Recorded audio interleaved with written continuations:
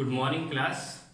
तो आज हम लोग स्टार्ट करेंगे 11th क्लास का second chapter structure of atom, जिसको हम लोग एटॉमिक स्ट्रक्चर कहते हैं। ये चैप्टर आपका इनऑर्गेनिक केमिस्ट्री का पहला चैप्टर है और 11th क्लास का दूसरा चैप्टर है। ये चैप्टर बहुत इंपॉर्टेंट चैप्टर है। ये चैप्टर आपका आगे चल के पूरी केमिस्ट्री इसी चैप्टर पे आपका सेट होने वाला है। तो इस चैप्टर से रिलेटेड सारे कॉन्सेप्ट को हम लोग बहुत ध्यान से पढ़ेंगे, बहुत अच्छे से इसको सीखने की कोशिश करेंगे। तो ये जो चैप्टर हम लोग स्टार्ट करने जा रहे हैं स्ट्रक्चर ऑफ एटम या एटॉमिक स्ट्रक्चर, ये चैप्टर आपका स्टार्टिंग से एक क्वेश्चन क्रिएट करता है कि आपका जो मैटर होता है, matter anything that occupy space at some mass is called matter. तो जो मैटर है वो किससे मिलके बना होता है ना, व्हाट मैटर कंसिस्ट, मैटर क्या कंसिस्ट करके रखा हुआ है, ये सबसे बड़ा क्वेश्चन है। तो इस क्वेश्चन को आपके सॉल्व करेगा ये चैप्टर, जिसको हम लोग क्या कहते हैं स्ट्रक्चर ऑफ एटम। तो सबसे पहले आपका जिसने इस मैटर के बारे में, मैटर के पार्टिकल के बारे में कि मैटर के पार्टिकल किससे मिलके बने होते हैं, इनके बारे में सबसे पहले आपके इंडियन फिलोसोफर कनद ऋषि, इंडियन फिलोसोफर कनद ऋषि, जिसको कश्यप भी कहा जाता है, जो गुजरात में पैदा हुए थे, और इन्होंने ही सबसे पहले मैटर, जिसको हिंदी में हम पदार्थ कहते हैं, उसने संस्कृत के एक किताब में एटॉमिज्म, संस्कृत के एक बुक है एटॉमिज्म, जिसको हम एटॉमिज्म कहते हैं, पदार्थम कहते हैं, इस पदार्थम नाम की किताब में, पुस्तक में इसके बारे में इन्होंने बहुत बढ़िया से जिक्र किया है। क्योंकि इनका कोई साइंटिफिक प्रूफ नहीं है, इसका साइंटिफिकली इन्होंने कुछ बातें नहीं कर रखी, इसलिए इनका कोई एग्जिस्टेंस नहीं है। लेकिन सबसे पहले इस एटम के बारे में बताने वाले आपके इंडियन फिलोसोफर कनद ऋषि ने ही इनको हमने पदार्थम नाम के एक पुस्तक में इसको बताया है। कनद ऋषि को कश्यप भी कहा जाता है।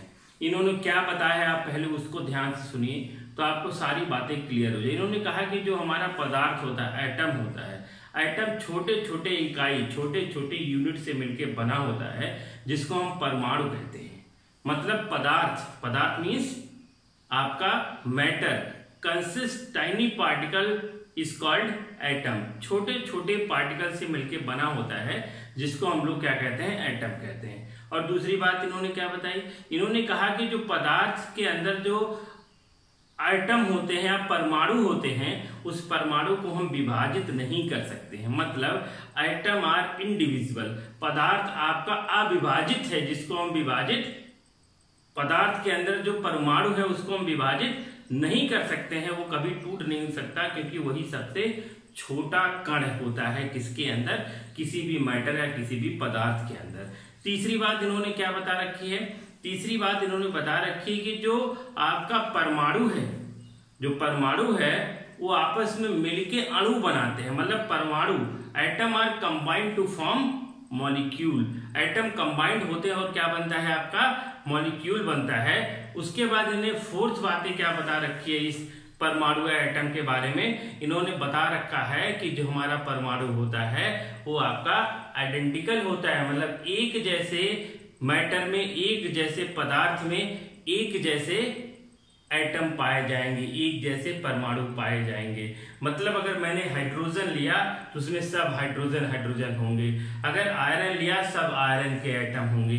फिर उन्होंने कहा कि अगर हम इस परमाणु से बने मॉलिक्यूल के, मतलब अणु को फिक्स रेशियो में कंबाइंड किया तो यौगिक बनेगा, जिस यौगिक को हम लोग क्या कहते हैं, कंपाउंड कहते हैं। अब ये बात किसने बताई है, कनद ऋषि ने बताई है। अब इसी बात को आपके डाल्टन ने, जो एक टीचर थे, ब्रिटिश स्कूल में एक टीचर थे, उन्होंने पब्लिश की 1808 में, 1808 में पब्लिश किया। एक्सपेरिमेंटली इसको एक्सपेरिमेंट किया, इस थ्योरी को ऑब्जर्व किया, और उन्होंने इसी बात को जो कनद ऋषि ने बता रखा है, इसी बात को इन्होंने भी बताने की कोशिश की, और इसी को हम लोग क्या कहते हैं, डाल्टन एटॉमिक थ्योरी। तो क्वेश्चन ये है कि हम लोग इनकी थ्योरी नहीं क्यों पढ़ते हैं, इनकी थ्योरी इसलिए नहीं पढ़ते क्योंकि इनकी थ्योरी का कोई साइंटिफिक प्रूफ नहीं है। तो साइंटिफिक प्रूफ नहीं होने की वजह से हम कनद ऋषि को नहीं पढ़ते। लेकिन आप सबको पता होना चाहिए बेटा कि हम लोग केमिस्ट्री स्ट्रक्चर ऑफ एटम पढ़ने जा रहे हैं, उसमें कनद ऋषि का ही सबसे बड़ा योगदान है। तो डाल्टन ने क्या बताया, डाल्टन एटॉमिक थ्योरी और कनद ऋषि जो मैंने अभी बताया उससे रिलेट करने की कोशिश करिए। डाल्टन ने बताया smallest unit of matter called atom, smallest unit of matter is called atom. और कनद ऋषि ने बताया कि आपके जो पदार्थ की सबसे छोटी इकाई होती है उसको परमाणु कहते हैं। बात तो ही निकल के आई। उसके बाद इन्होंने कहा एटम आर इनडिविजिबल। तो कनद ऋषि ने भी तो कहा कि जो परमाणु है उसको हम कभी विभाजित कर ही नहीं सकते, अविभाजित है, क्योंकि जो परमाणु है वही सबसे छोटा है। तो जब से छोटा है उससे छोटा तो कुछ हो ही नहीं सकता। अगर मैं कहता हूं ये जो कैप है सबसे छोटा कैप है दुनिया का, तो इससे छोटा कैप हो ही नहीं सकता, और जो सबसे छोटा उसको हम कभी तोड़ ही नहीं सकते। तो सिंपल सी बात है कि एटम आर इनडिविजिबल, एटम को हम कभी डिवाइड नहीं कर सकते हैं। और थर्ड पॉइंट है atom of any element identical. किसी भी एलिमेंट में प्रेजेंट सारे एटम एक जैसे होंगे, होमोजीनियस होंगे। अगर मैं आयरन की बात करता हूं तो सब में सारे एटम आयरन के होंगे। गोल्ड की बात करता हूं तो सारे एटम गोल्ड के होंगे। सिल्वर की बात करूंगा तो सारे एटम सिल्वर के होंगे। मतलब क्या निकल के आया, किसी भी मैटर में सारे एटम एक जैसे आइडेंटिकल होते हैं।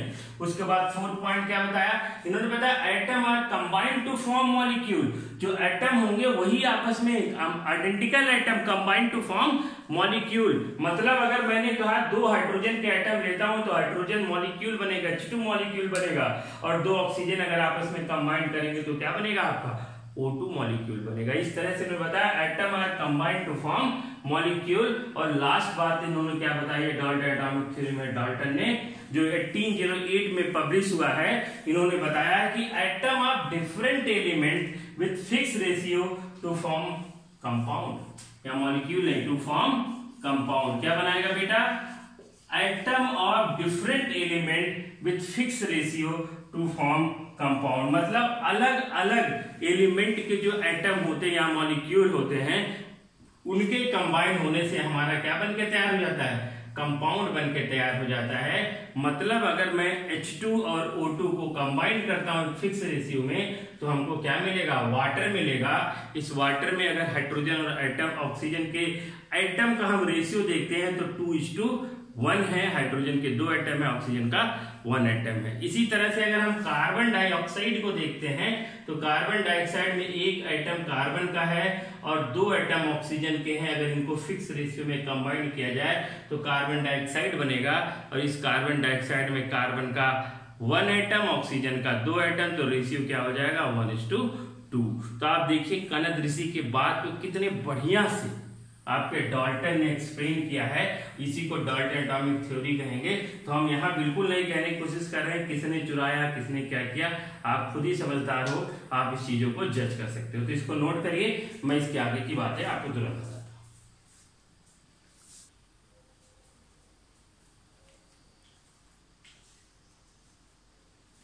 तो हमने आपको डाल्टन एटॉमिक थ्योरी बताई, डाल्टन एटॉमिक थ्योरी आपको पूरा एक्सप्लेन किया। हमने बताया कि जो मैटर होता है उसके अंदर ही एटम पाए जाते हैं, एटम सबसे छोटा है, इंडिविजुअल है, बहुत सारी बातें निकल के आई।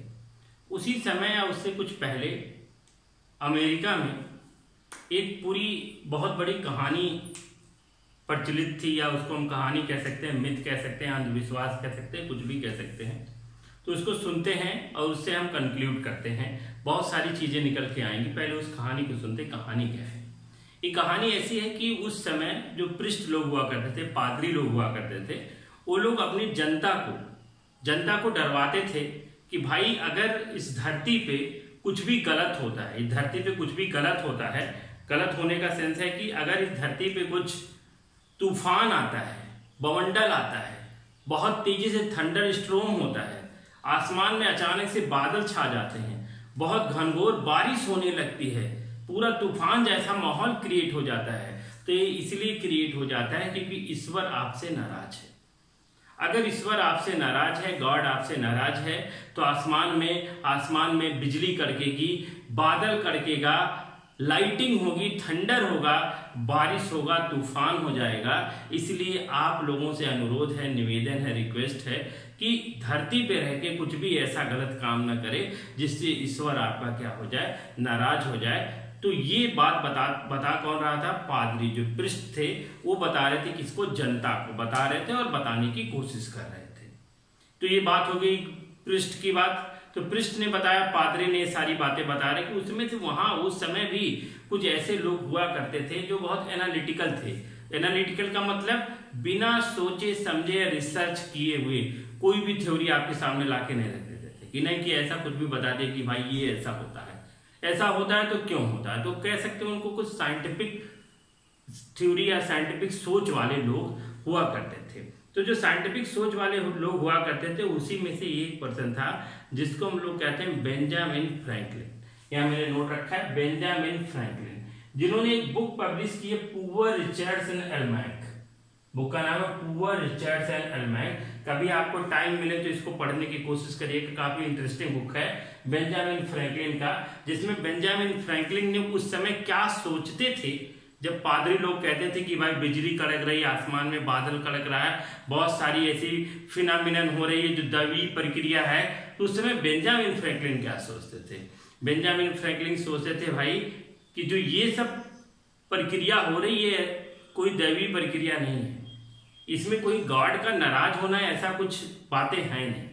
एक्चुअल में बात क्या है कि ये कोई नेचुरल फिनोमिनन है, फिजिकल फिनोमिनन है, जिसमें हम कह सकते हैं, मतलब वो एज्यूम कर रहे थे, कह सकते हैं कि आपके बादल आपस में टकरा रहे होंगे और बादल के टकराने से एनर्जी बाहर निकल के आ रही होगी, वही एनर्जी लाइट और आवाज के रूप में आ रहा होगा। सिंपल सी बात हो रही है। उन्होंने कहा जैसे जो दो पत्थर आपस में टकराते हैं और लाइट निकल के आती है, एनर्जी निकल के आती है, आवाज निकल के आता है, उसी तरह से हमारा कहीं ऊपर बादलों में भी ऐसा ही फिजिकल फिनोमिना हो रहा होगा।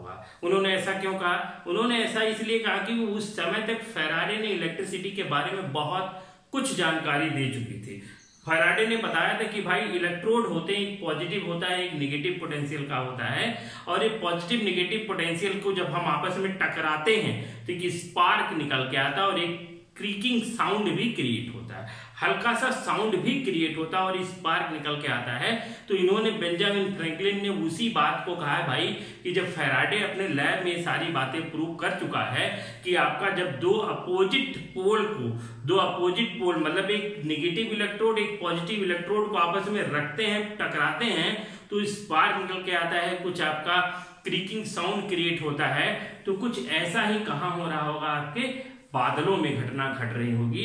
ये बात बताने वाला कौन है? Benjamin Franklin. बेंजामिन फ्रैंकलिन उस पादरियों के पास गए, उन्होंने कहा भाई ऐसा मिथ मत फैलाओ, नहीं तो जनता, हमारी जो सीधी सादी जनता हो तो बेवकूफ बन जाएगी, उनको तो पता ही नहीं लग पाएगा एक्चुअल में हो क्या रहा है। इस बात पे पादरी लोग बहुत नाराज हो गए। उन्होंने बेंजामिन फ्रैंकलिन से कहा कि अगर भाई आप कहते हो कि एक फिजिकल फिनोमिनन है, जैसे स्पार्क करने से लाइट निकल के आती है, फैराडे ने इलेक्ट्रिसिटी के बारे में बताया, इलेक्ट्रिसिटी के एक्सपेरिमेंट के बारे में बताया और लैब में उस इलेक्ट्रिसिटी का यूज भी कर रहा है, तो आप भी इसको प्रूव करके दिखा। अब तो भाई बेंजामिन फ्रैंकलिन के लिए ऐसी बात हो गई कि अगर मैंने कहा है तो इसका जरूर 100% कुछ ना कुछ प्रूफ होगा। तो उस प्रूफ को करने के लिए काफी दिनों तक, कई सालों तक सोचते रहे क्या है, कैसे करें। दिन रात एक करके उन्होंने एक लाइट वेटेड मेटेलिक पतंग बनाया। लाइट वेटेड मेटेलिक पतंग। क्यों मेटेलिक पतंग? क्योंकि इससे पहले फैराडे ने बताया कि जो मेटल होता है very good conductor of electricity, जो करंट है वो मेटल में बहुत अच्छा कंडक्ट करता है। उन्होंने लगा कि जब टकरा रहा होगा, कुछ करंट जैसा ही फिनोमिनन हो रहा होगा, इलेक्ट्रिसिटी जैसा ही फिनोमिनन हो रहा होगा। क्यों इलेक्ट्रिसिटी पे ज्यादा फोकस कर रहे हैं हम लोग? क्योंकि उस समय इलेक्ट्रिसिटी बहुत चर्चा का विषय हुआ करता था, तो उनको भी लगा ऐसा ही कुछ हो रहा होगा इलेक्ट्रिसिटी जैसा। इलेक्ट्रिकल स्पार्क आपके अपोजिट इलेक्ट्रोड आपके डिस्कवर्ड हो चुके थे, सारी चीजें हो चुकी थी। उसके बावजूद भी पादरी लोग ऐसी बात कर रहे, तो बेंजामिन फ्रैंकलिन को आया गुस्सा कि भाई हम इसको प्रूव करेंगे। तो बेंजामिन फ्रैंकलिन ने दिन रात एक करके काफी समय तक रिसर्च करके एक मेटेलिक पतंग बनाया और उस मेटेलिक पतंग को मेटेलिक वायर से कनेक्ट कर दिया। और अमेरिका में कोई ऐसी जगह खोजने की कोशिश की, जैसे इंडिया में चेरापूंजी नाम की एक जगह है जहां हरदम बारिश होता है, बारिश बहुत ज्यादा होता है, मैक्सिमम रेनिंग होती है। उसी तरह से अमेरिका में उन्होंने एक ऐसी जगह खोजी जहां लगातार बारिश होती है, हरदम बारिश होती है, हरदम थंडर स्टोर्म आते रहते हैं, बादल कड़कते रहते हैं, बिजली कड़कती रहती है। उन्होंने कहा कि यही सबसे परफेक्ट टाइम है अपने एक्सपेरिमेंट को क्या करने के लिए, परफॉर्म करने के लिए, है ना। तो अपने एक्सपेरिमेंट को क्योंकि ये चैलेंज था, पादरियों का चैलेंज था कि भाई आप अगर ऐसा है तो आप प्रूव करो, और अगर ऐसा नहीं है तो सारी जनता के सामने आके आप माफी मांगो कि जो पादरी कह रहा है, मैं कह रहा हूं वो करेक्ट है, जो आप कह रहे हो क्या है आपका गलत है। तो उनको लगा नहीं भाई ऐसा हो रहा है, जो फैराडे अपने एक्सपेरिमेंट में बातों को प्रूव कर रहा है तो मैं भी प्रूव करके दिखाऊंगा। तो क्या किए, एक इलेक्ट्रिकल सायरन लिया, सायरन जिससे आवाज आती है, उस सायरन को नीचे मेटेलिक वायर से उन्होंने क्या कर दिया, कनेक्ट कर दिया, और उस वायर के ऊपर पतंग लगाया। सपोज करो मैं कहता हूं कि ये वायर है, यहां पतंग लगाया, यहां सायरन लगाया, और इस वायर को धीरे धीरे धीरे धीरे 1 बार 2 बार 10 बार 100 बार, पहली बार में नहीं बेटा, हजारों बार एक्सपेरिमेंट किया, और एक ऐसे मुकाम पे आया कि हमारा जो पतंग था धीरे धीरे धीरे वो बादलों को टच करना क्या कर दिया, स्टार्ट कर दिया। तो हमको आपको लगता है कि एक दिन में हुआ होगा, नहीं बेटा, बहुत बार इस एक्सपेरिमेंट को किया होगा। फाइनली इस मुकाम पे होगा कि जो पतंग है, जो काइट है, वो आपका कहां स्ट्राइक कर रहा है, जो आपके बादल है, और अचानक से बिजली कड़की और आपका सायरन बजने लगा। सायरन बजने क्या लगा, टूट गया सायरन पूरी तरह से। फिर उन्होंने 1 2 साल 3 साल लगे रहे, फिर से उसी एक्सपेरिमेंट को रिपीट किया, और फिर से वही फिनोमेनन हुआ। तब उन्होंने जाके पादरियों से कहा, भैया जो आप जनता को कह रहे हो कि ईश्वर नाराज हो रहा है, दैवी प्रक्रिया है, और ये सारी चीजें हो रही, घटनाएं घट रही, बिजली कड़क रहा है, बादल हो रहा है, ऐसा वैसा पता नहीं क्या, ऐसा नहीं। This is the natural phenomenon. In this phenomenon opposite pole के जो बादल होंगे वो आपस में क्या कर रहे होंगे बेटा, टकरा रहे होंगे, और टकराने से कुछ एनर्जी निकल के आ रही होगी, कुछ क्रीकिंग साउंड निकल के आ रहा होगा, थंडर स्ट्रोम निकल के आ रहा होगा, जो हम आपको यहाँ नीचे बैठे जमीन पे लोगों को सुनाई दे रहा है। ऐसा कोई देवी प्रक्रिया नहीं है, this is the natural phenomenon. तो भाई पादरियों ने कहा, भाई चलो ठीक है, आपने प्रूव कर दिया, हम मानते हैं आपको, लेकिन अगर आप कहते हो कि ये सारी बातें फैराडे ने लैब में करके दिखाया, तो चलो तुम भी लैब में करके दिखाओ। अब तो भाई बेंजामिन फ्रैंकलिन के लिए बहुत बड़ा चुनौती होगा, बेंजामिन फ्रैंकलिन इसको कर नहीं पाए, लेकिन सेम टाइम पे एक पर्सन था, एक साइंटिस्ट था, एक बंदा था जिसको हम लोग जे थॉमसन कहते हैं। और जे थॉमसन ने इस थ्योरी को, इस बात को, इस जो कहानी थी कि मैं इसको लैब में करके दिखाना है, इस चैलेंज को उन्होंने क्या किया, एक्सेप्ट किया। इस चैलेंज को एक्सेप्ट किया कि जो बादल आपस में टकरा के बिजली कड़क रहे, आवाज आ रहा है, साउंड आ रहा है, इस बात को मैं कहां कर सकता हूं, लैब में कर सकता हूं। साइंस तो यही खास बात है बेटा, जो सोच लिए वो हो सकता है, और हो सकता है उसके लिए कितना समय लगे, समय कोई क्राइटेरिया नहीं है, बट हम जो सोच रहे हैं वो कर सकते हैं। जे थॉमसन ने कहा, I accepted this challenge and I can prove in my laboratory. मैं इसको अपने लैब में प्रूव करूंगा, 1 दिन लगे, 2 दिन लगे, 10 दिन लगे, सालों साल लग जाए, मेरी पूरी जिंदगी लग जाए इसके लिए, लेकिन मैं जरूर पूरा करूंगा। I accepted this challenge. तो किसी और ने, बेंजामिन फ्रैंकलिन तो एक्सेप्ट कर नहीं पाया, उसको एक्सेप्ट किया किसने, जे थॉमसन ने। तो जे थॉमसन ने बहुत दिन तक सोचते रहे कि हमको इसको एक्सपेरिमेंट को करना क्या है। फिर उन्होंने स्टडी की, बहुत रिसर्च किया। रिसर्च के दौरान उनको ये पता लगा कि हम जैसे जैसे हाइट पे जाते हैं, ऊपर की तरफ जाते जाते एटमॉस्फेयर खत्म होता जाता है। एटमॉस्फेयर खत्म होने का मतलब जो आपके गैस है, जैसे नाइट्रोजन है, ऑक्सीजन है, कार्बन डाइऑक्साइड है, धीरे धीरे खत्म होगा। मतलब जो हम लोग अर्थ पे हैं, यहाँ पे 1 एटमॉस्फेयर प्रेशर है, एक पर्टिकुलर हाइट पे जब ऑक्सीजन, नाइट्रोजन, ये कार्बन डाइऑक्साइड, इनका लेवल कम होगा, तो एटमॉस्फेयर प्रेशर भी क्या होगा, आपका रिड्यूस होगा। और एकदम बहुत हाइट पे जाके आपको कुछ गैसें ऐसे मिल सकती है, जैसे हीलियम, नियॉन, ऐसी गैसें मिल सकती हैं आपको। Otherwise oxygen, nitrogen, carbon dioxide तो बिल्कुल भी नहीं मिल सकता।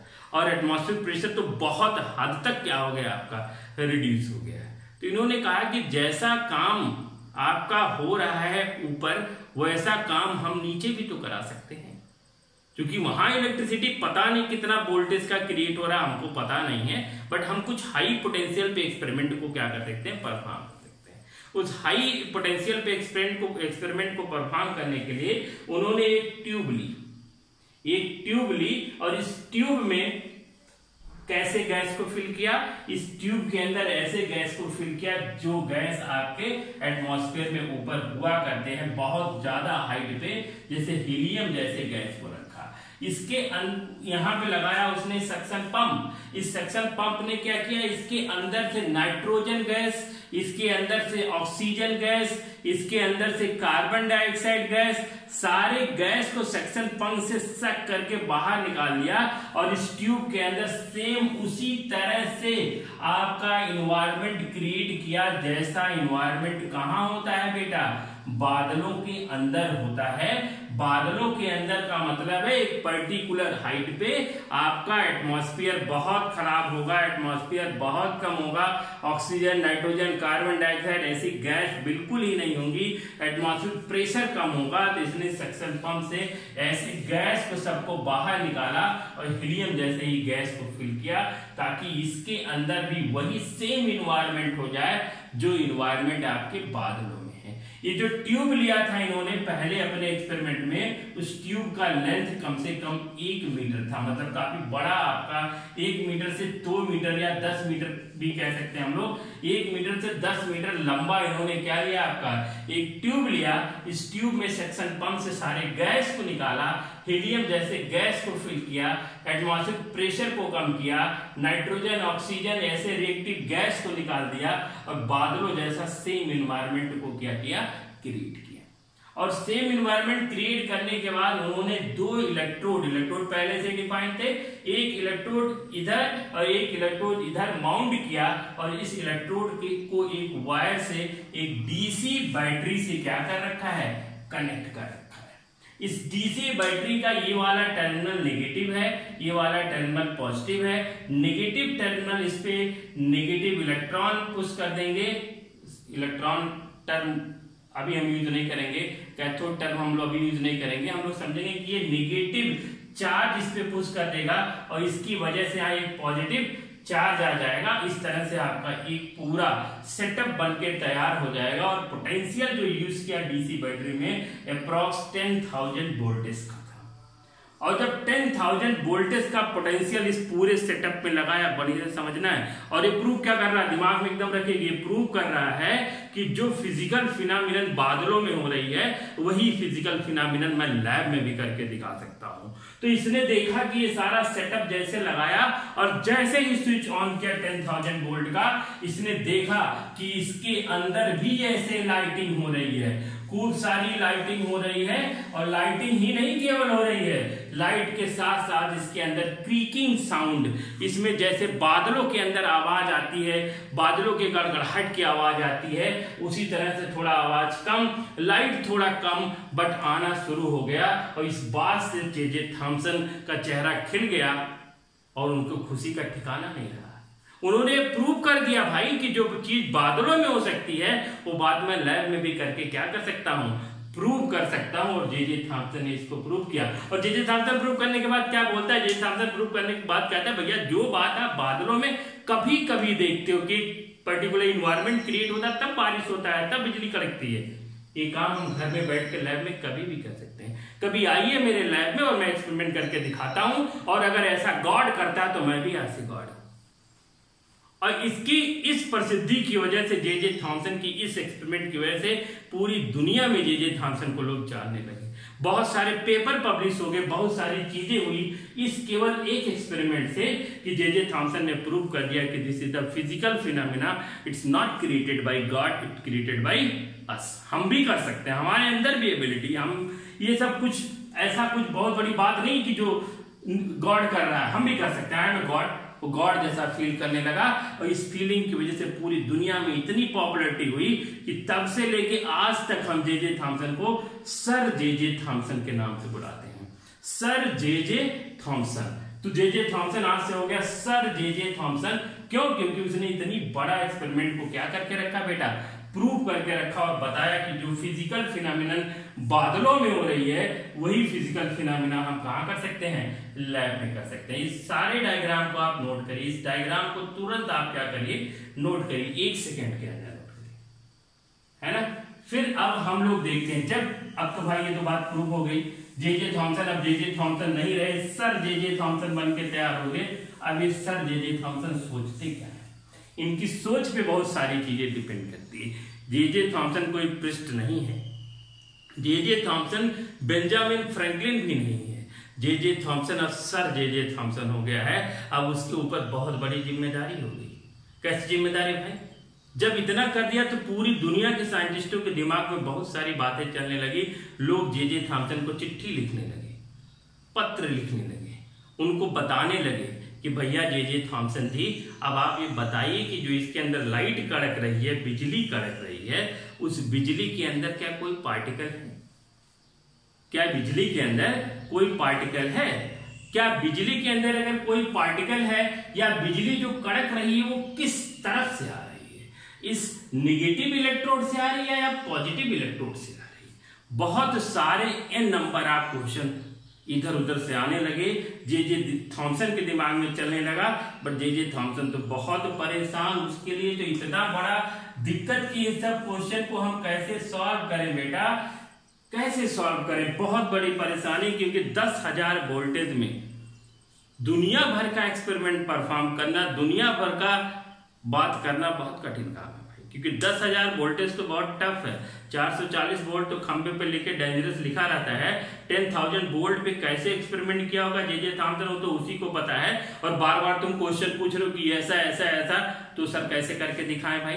10,000 वोल्ट पे कितना एक्सपेरिमेंट करें? बहुत सारा एक्सपेरिमेंट करना पड़ेगा 10,000 वोल्ट पे, तो सबसे बड़ी प्रॉब्लम थी ऐसे इतने वोल्टेज पे काम कैसे करें। तो जे थॉमसन एक साइंटिस्ट, सोच वाला पर्सन था, उसने कहा कुछ तो ऐसे फैक्टर जरूर होते होंगे जिस फैक्टर पे potential difference across these two electrode या इस जो बैटरी है उस पर कुछ ना कुछ तो डिपेंड करता होगा।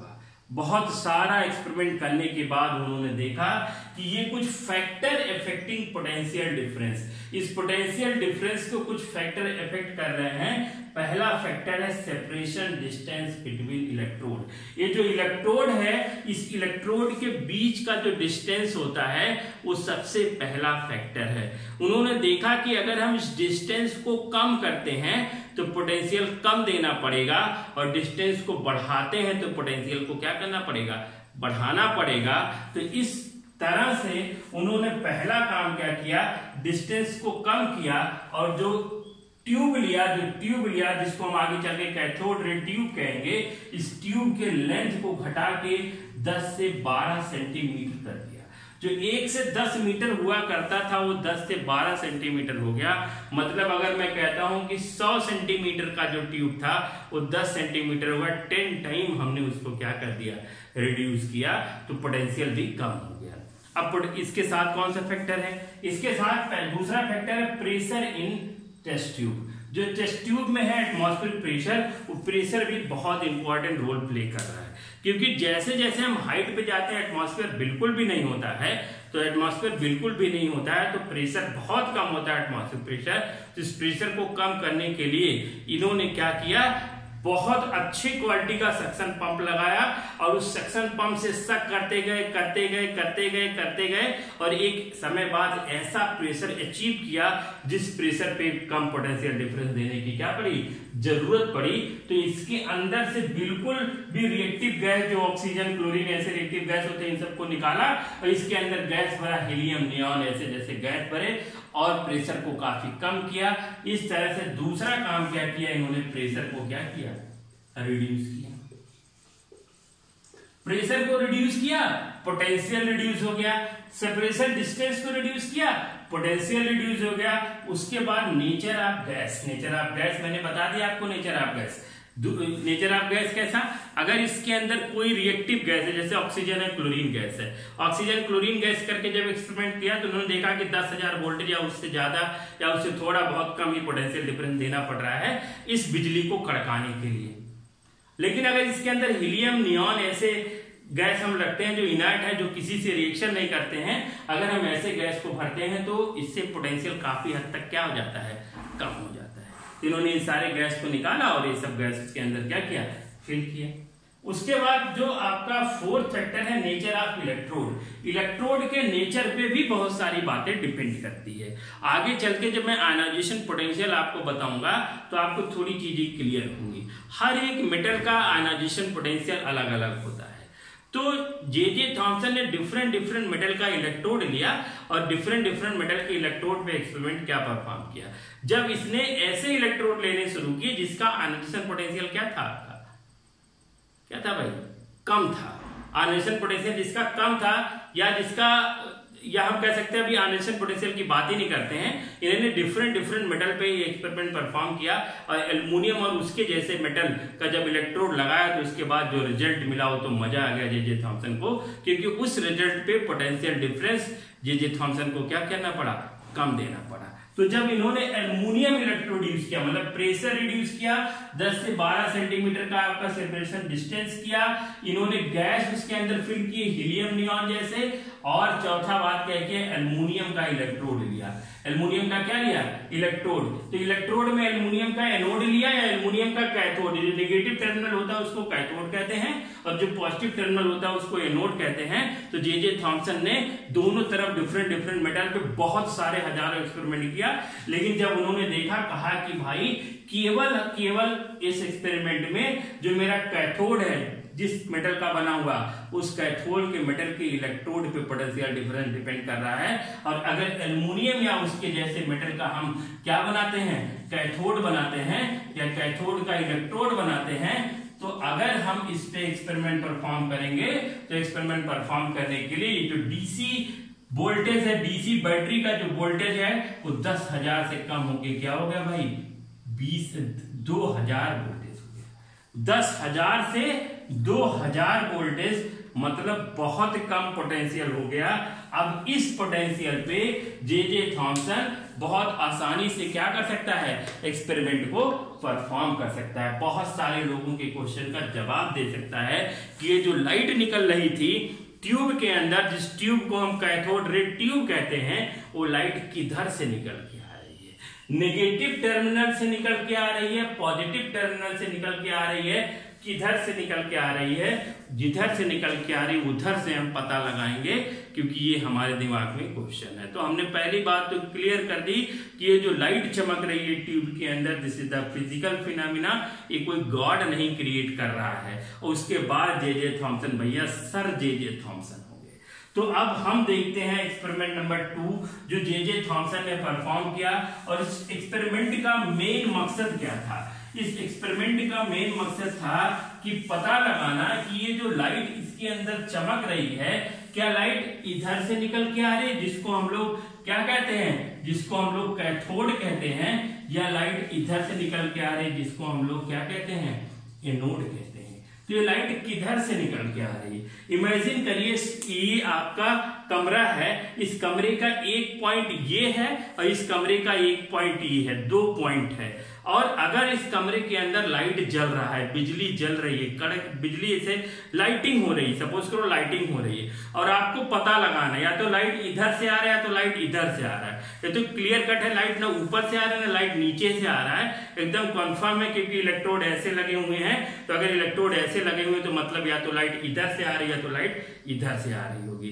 तो लाइट का पता लगाना कि लाइट यहां से ओरिजिन हुआ, लाइट यहां से ओरिजिन हुआ, उसके लिए मुझको या आपको कमरे के बीच में खड़े हो जाना है।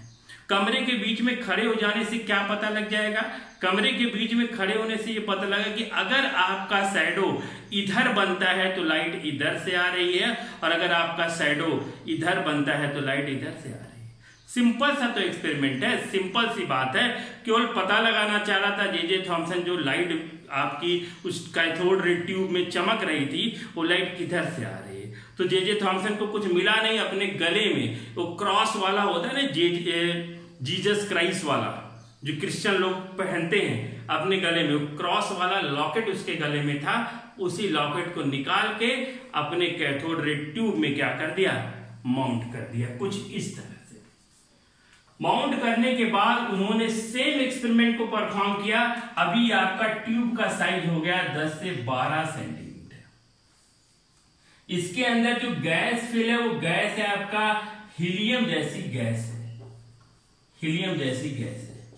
प्रेशर काफी रिड्यूस कर दिया, किसको लगा के, सक्शन पंप को लगा दिया, सक्शन पंप को लगा दिया। कहीं कहीं किताब में वैक्यूम पंप भी लिखा होगा। और जब एक्सपेरिमेंट परफॉर्म किया बेटा, तो उसने क्या देखा, उसने देखा कि जो मेरा एनोड है, अब आप सोचोगे एनोड कैसे चेंज किया, मैंने कुछ नहीं किया भाई, सारा काम जे थॉमसन कर रहा है। बहुत सारे एक्सपेरिमेंट के बाद उसने एनोड का शेप चेंज कर दिया है। पूरे एक्सपेरिमेंट में कैथोड किस मेटल का बना है ये डिपेंड होता है। कैथोड एल्युमिनियम का बना था, एनोड किसी भी मेटल का ले लें कोई फर्क नहीं पड़ने वाला है। है ना। एनोड के मेटल को चेंज करने से पोटेंशियल डिफरेंस में कोई चेंज नहीं आ रहा था, बट अगर कैथोड के मेटल को चेंज करते पोटेंशियल डिफरेंस में डिपेंड आ रहा था। इसका मतलब हम भी क्या कहेंगे कि भैया एनोड किसी भी मेटल का ले लो, बट कैथोड हमेशा किस मेटल का होना चाहिए, एल्युमिनियम का होना चाहिए। जब इसने इस क्रॉस लॉकेट क्रॉस को जीसस क्राइस्ट वाले क्रॉस को इसके अंदर माउंट किया और जैसे 200 वोल्टेज का पोटेंशियल इसके अंदर डाला, क्या देखा उसने, लाइट तो फिर भी हुई, क्रीकिंग साउंड आया, जैसे बादल कड़कते हैं वैसे साउंड आया, धीरे आया, जैसा आया तो, लेकिन देखा भैया ये जो लॉकेट है उस लॉकेट का यहां शैडो बन के, परछाई बन के आ जाती है। इस परछाई का आने का क्या मतलब है, परछाई के आने का मतलब है कि आपका जो लाइट निकल के आ रही है वो किस तरफ से निकल के आ रही है, कैथोड के तरफ से निकल के आ रही। Light arise from cathode toward the anode, light arise from cathode toward the anode. ये एक्सपेरिमेंट प्रूव कर देता है।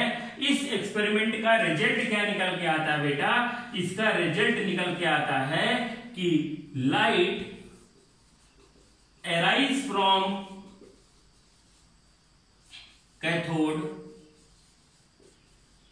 टूवर्ड एनोड, और फ्रॉम टुडे ऑनवर्ड जब एक्सपेरिमेंट जैसे परफॉर्म हुआ तब से अब इस लाइट को हम थंडर स्ट्रोम नहीं कहेंगे, बिजली कड़कना नहीं कहेंगे। जे थॉमसन ने इस लाइट रे का एक नाम दिया और उस लाइट रे का नाम क्या दिया बेटा, कैथोड रे दिया। क्या नाम दिया, कैथोड रे। तो ये बात आपकी दूसरे एक्सपेरिमेंट में प्रूव हो गया। पहले एक्सपेरिमेंट में क्या प्रूव हुआ, पहला एक्सपेरिमेंट ये प्रूव होता है कि लाइटनिंग इन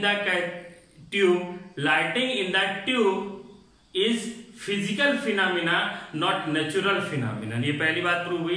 दूसरी बात ये प्रूव हुई कि जो लाइटिंग हो रही है, this light arise from the cathode and this arise from the cathode and this rays from today onward is not called thunderstorm. From today onward this rays is called cathode rays because it's arise from cathode. कहां से arise हो रहा है, cathode से, इसीलिए हम इस race का क्या नाम देंगे, कैथोड रेस नाम देंगे। तो ये बात तो प्रूव हो गई दूसरे एक्सपेरिमेंट से। जे थॉमसन नहीं रुका नहीं बेटा, क्यों नहीं रुका, रुकने का रीजन नहीं, क्या दिमाग में और बातें आ रही हैं।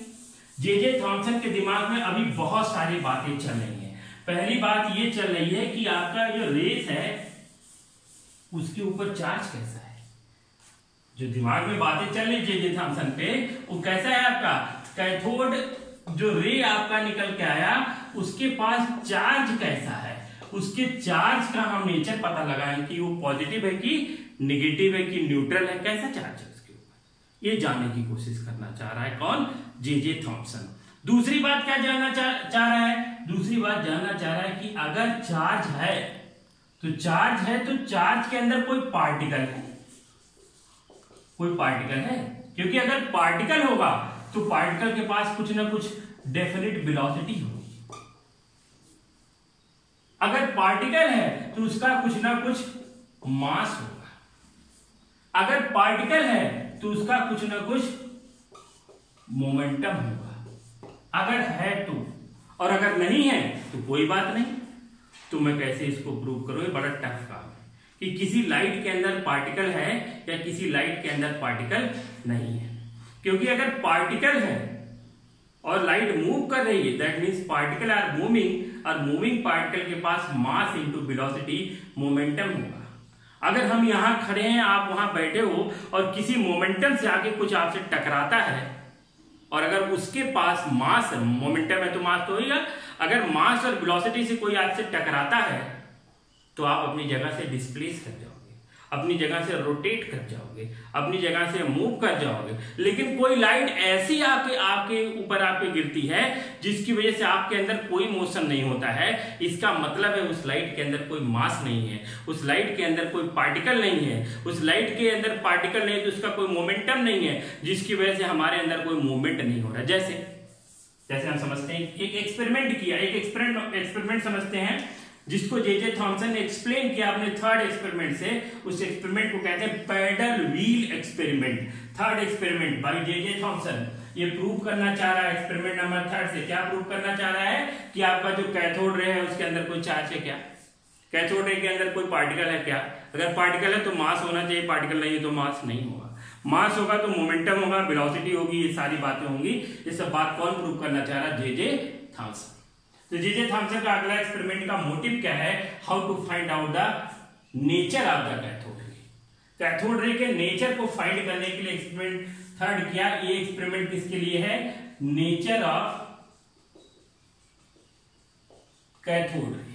और नेचर ऑफ कैथोड रे को जानने के लिए जो एक्सपेरिमेंट किया, उस एक्सपेरिमेंट को अगर हम बुक में पढ़ेंगे डिटेल में तो पैडल व्हील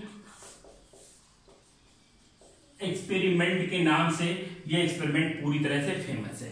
तो क्या होता है पैडल व्हील एक्सपेरिमेंट, इसको पहले हम लोग बढ़िया से क्या करते हैं, समझते हैं। व्हील मतलब होता है पहिया, पैडल मतलब होता है पैर से घुमाने वाला पहिया। उसी तरह से कि कोई पहिया जैसे साइकिल का पैडल घुमाते हैं उसे पैडल घुमाएंगे तो व्हील में क्या होगा, आपका मूवमेंट होगा। तो इसको हम कैसे समझते हैं, सपोज करो कि किसी भी हाइट से कोई पहाड़ी है और वहां से यहां नीचे इस तरह से क्या गिर रहा है, पानी गिर रहा है। ऐसे गिरा, झरना है, पानी गिर रहा है। नहा भी सकते हो आप झरने में, गर्मियों में काफी मजा आएगा नहाओगे झरने में। तो झरने से क्या गिर रहा है, पानी गिर रहा है। झरने से पानी गिर रहा है तो आप देखिए जब झरने का पानी यहां होगा तो उसकी पोटेंशियल एनर्जी क्या होगी, मैक्सिमम। और झरने का पानी जब यहां आएगा, आ रहा होगा तो उसकी काइनेटिक एनर्जी होगी। और जब यहाँ नीचे स्ट्राइक करेगा तो उसके पास पोटेंशियल एनर्जी होगी। आपने पढ़ा है conservation of energy, energy neither create not destroy, it can change one form to another form. तो ये potential energy, kinetic energy potential energy में आपकी क्या हो रही, बार बार चेंज हो रही। तो ये बात हमने आपको बताई। अब अगर हम चाहें कि इसी एनर्जी का यूटिलाइज करना चाहें, क्योंकि ये वाटर की वजह से हो रहा है, वाटर का डेफिनेट मास है तो वाटर का वेलोसिटी है, मोमेंटम है, सब कुछ है। अगर हम इस वाटर के एनर्जी को यूटिलाइज करना चाहें तो हम बीच में एक क्या लगा दें, इसी तरह से एक व्हील लगा दें, इस तरह से व्हील लगा दें, पहिया लगा देते हैं। अब जब पानी इस पहिए के ऊपर गिरेगा, बेटा बढ़िया समझना, अब पानी जब इस पहिए के ऊपर गिरेगा तो ये पहिया ऐसे रोटेट करेगा, ऐसे रोटेट करेगा।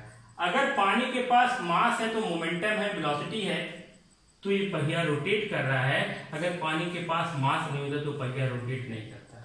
कहने का मतलब है कोई लाइट अगर उसके अंदर पार्टिकल है तो पार्टिकल के मोशन से उसके पास मोमेंटम होगा, और अगर उस मोमेंटम से वो किसी से टकराएगा तो उसके अंदर भी मोशन होगा। और अगर पार्टिकल नहीं है, मास नहीं है, मोमेंटम नहीं, तो टकराने से उसके अंदर कोई मोशन नहीं होगा। जैसे एक लाइट है सनलाइट, अगर आपका यहां से सनलाइट आ रहा है, इसको हम लोग क्या कहते हैं बेटा, ये सनलाइट है। सनलाइट आ रहा है और मैंने यहाँ एक व्हील लगा दिया, पहिया लगा दिया कि भैया ये व्हील है, इस व्हील से लाइट टकराएगा, व्हील घूमेगा। तो ऐसा कभी होता है क्या? ऐसा होता तो लाइट के नीचे हम लोग खड़े होते, सनलाइट के नीचे खड़े होते तो हम लोग नाच रहे होते। ऐसा कुछ हो रहा है? नहीं हो रहा। क्यों नहीं हो रहा? क्योंकि उसके अंदर कोई पार्टिकल नहीं है।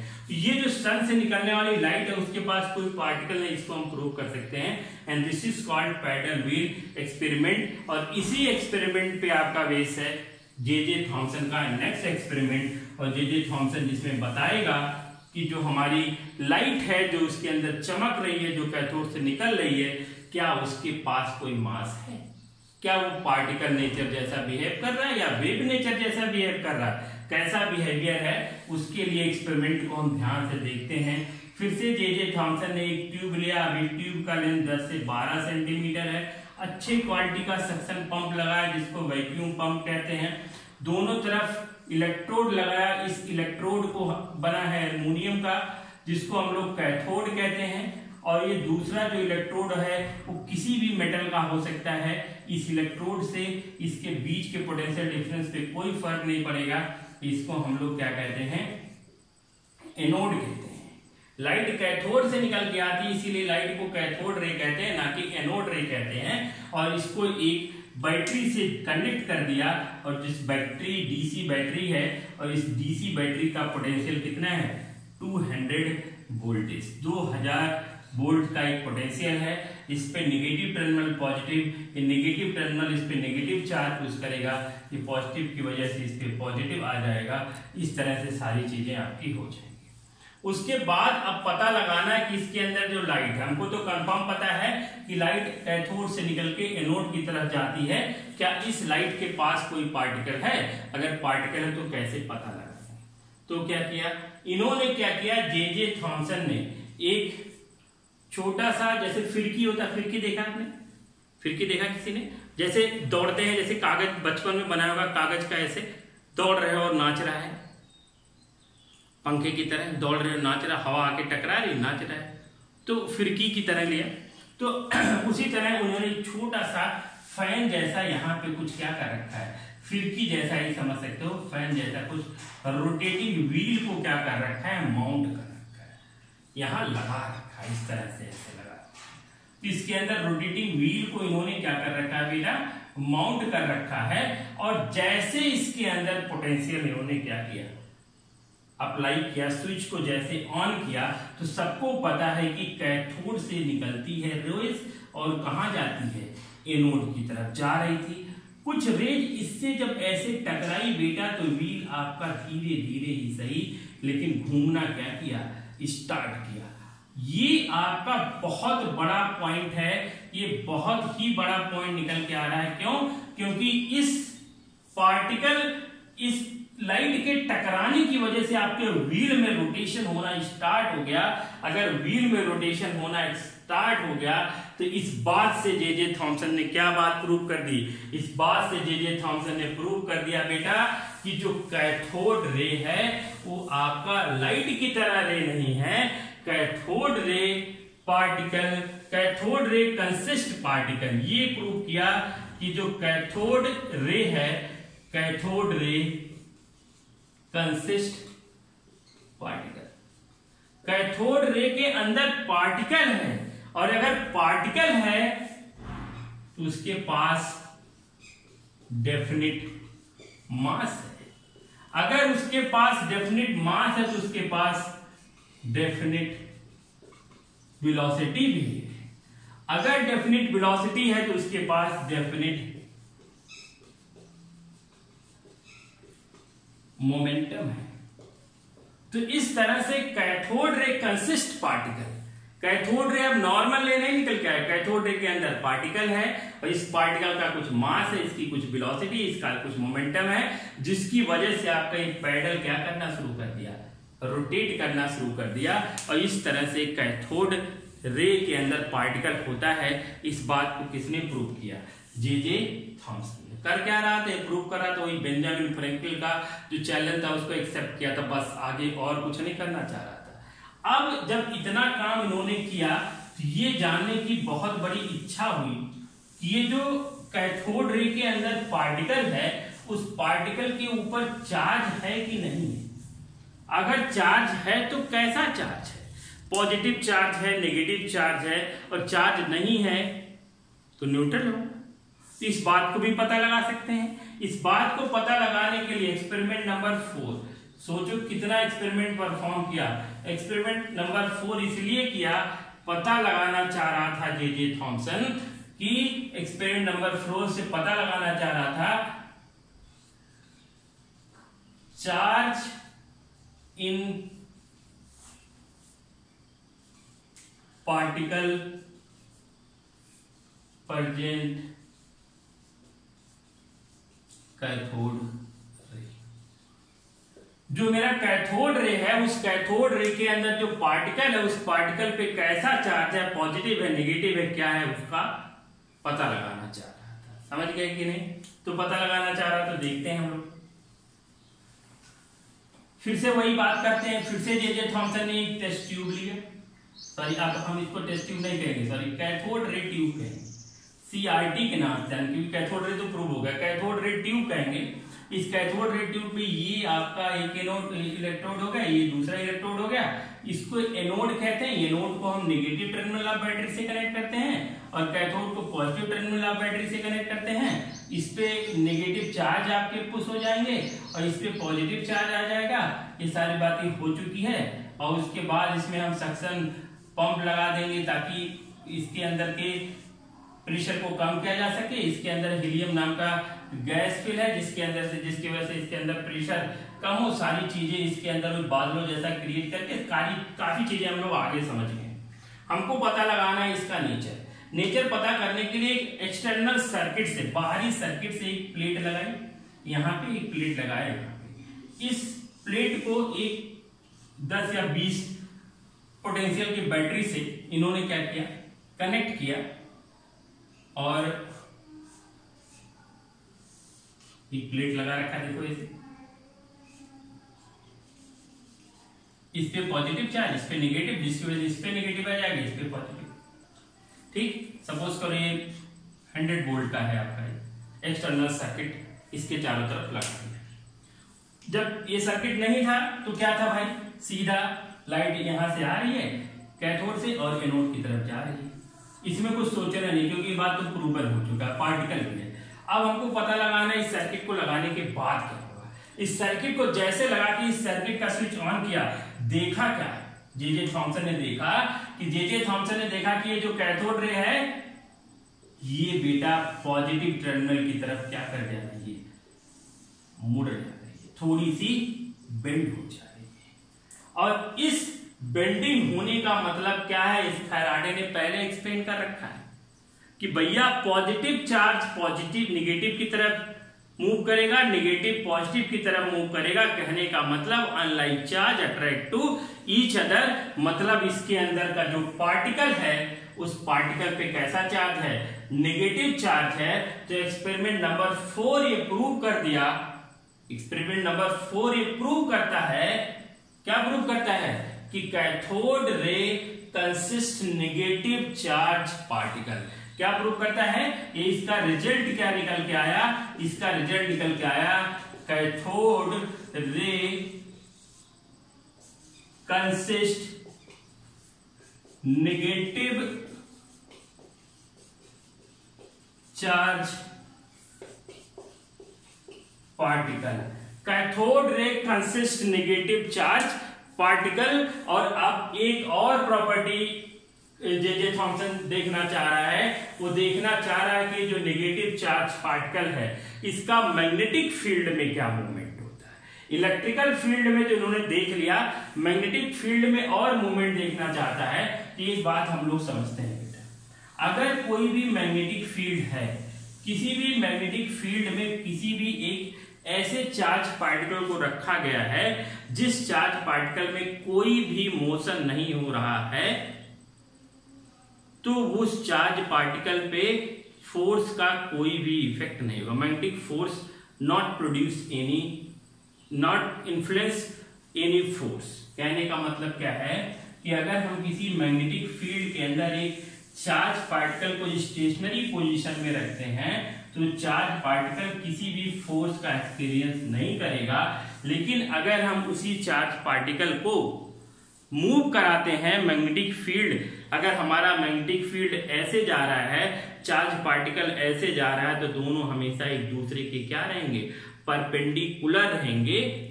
और परपेंडिकुलर रहेंगे तो कैसे होगा उसको हम करके देखते हैं। Experiment number 5 effect of magnetic field. इस पे हम जे थॉमसन क्या देखना चाह रहे हैं, effect of magnetic field. Effect of magnetic field के लिए जे थॉमसन ने एक मैग्नेट लिया, जिस मैग्नेट को हम लोग कहते हैं horse shoe shape magnet. This is the horse shoe shape magnet. ये जो मैग्नेट है जिसको हम लोग क्या कहते हैं, हॉर्स शू शेप मैग्नेट कहते हैं। इसका नॉर्थ पोल है, इसका साउथ पोल है, नॉर्थ से साउथ। आपका ये सारी चीजें जानना नहीं है आपको। नॉर्थ से साउथ की तरफ आपका क्या जा रहा है, मैग्नेटिक फील्ड लाइन जा रहा है। अब क्या किया, सेम एक्सपेरिमेंट लगाया, यहाँ ये सेम एक्सपेरिमेंट लगाया। ये आपका एक ट्यूब लिया, इस ट्यूब को वही सारी कहानी, ये आपका कैथोड हो जाएगा, ये आपका एनोड हो जाएगा। और इस कैथोड एनोड को एक ऐसी डीसी बैटरी से कनेक्ट किया जिसका वोल्टेज है 2000 वोल्ट। और इस पे आया नेगेटिव, ये पॉजिटिव, इसने नेगेटिव चार्ज पुश किया, इसने इस पे पॉजिटिव चार्ज पुश किया। और उसके बाद इन्होंने एक्सटर्नली इससे कनेक्ट कर दिया एक हॉर्स शू शेप मैग्नेट। कुछ इस तरह से इस शेप का एक मैग्नेट इसके चारों तरफ इन्होंने क्या करके रखा, बेटा लगा के रखा, जिसका ये नॉर्थ पोल है, ये क्या है आपका साउथ पोल है, और यहां से निकल के लाइट मैग्नेटिक फील्ड यहां से यहां तक आ रही है।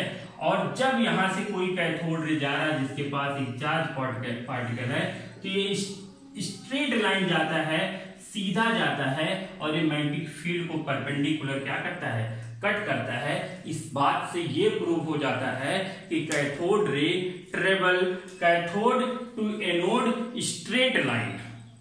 ये बात प्रूव हो गया कि जो कैथोड रे है जिसके अंदर चार्ज नेगेटिव चार्ज पार्टिकल है, वो सीधा जा रहा है कहां से, कैथोड से एनोड तक। तो इस एक्सपेरिमेंट से प्रूव किया जे थॉमसन ने कि नेगेटिव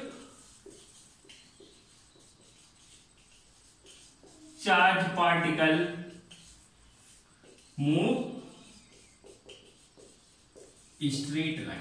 कैसे जाता है बेटा, स्ट्रेट लाइन जाता है, सीधा जाता है कहां से, कैथोड से एनोड की तरफ। तो आप हमारा लेक्चर स्टार्टिंग से याद करिए। स्टार्टिंग से याद क्यों करिए, स्टार्टिंग में मैंने क्या बताई थी कि बेंजामिन फ्रैंकलिन उस पृष्ठ पादरियों की चैलेंज को एक्सेप्ट किया कि जो बादलों में बिजली कड़क रही है, वो बिजली का कड़कना एक फिजिकल फिनोमेनन है। उसको प्रूव किया, उसके प्रूफ में कुछ सारी कमियां निकल के आई, उस कमियों को एक्सेप्ट किया जे थॉमसन ने।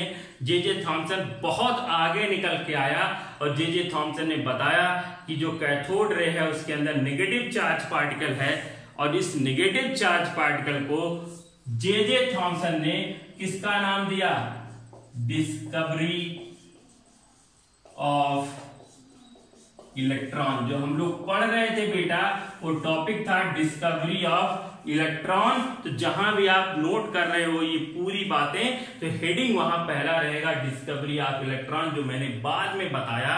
इस तरह से इस पार्टिकल का नाम क्या रखा गया, इलेक्ट्रॉन रखा गया। और इस इलेक्ट्रॉन के पता लगते ही जे थॉमसन को तो फिर मजा ही आ गया, और डाल्टन की जो थ्योरी थी वो पूरी तरह से फेल हो गई कि एटम ही सबसे छोटा है। और आज पता लगा कि एटम के अंदर एक नेगेटिव चार्ज पार्टिकल पाया जाता है जिसको इलेक्ट्रॉन कहते हैं, और ये प्रूव किया जे थॉमसन ने। और सारी कहानी आप फिर से पढ़िए, सारी थ्योरी पढ़िए, जो डायग्राम एक्सपेरिमेंट बताया उसको याद करिए, देखिए कैसी कैसी चीजों को मैंने एक्सप्लेन किया है। तब तक के लिए थैंक यू वेरी मच।